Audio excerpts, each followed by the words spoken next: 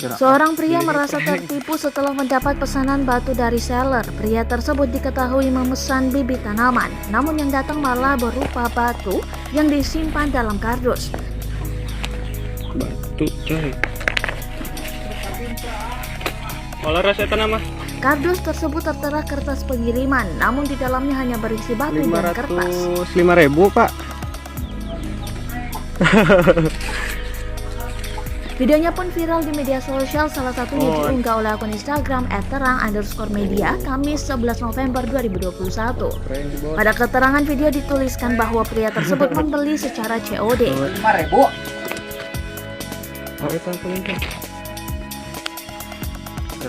Pilihnya prank. Meskipun berisi batu, namun pria tersebut tetap membayar kurir yang datang. Sang kurir pun tak enak hati, namun pria tersebut tetap ingin membayar uang COD paket yang berisi batu itu. Olah rasa tanah mah.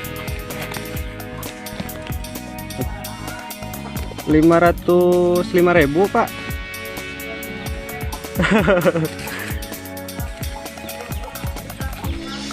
Mohon. Aduh. Ngeprank bos. Ngeprank.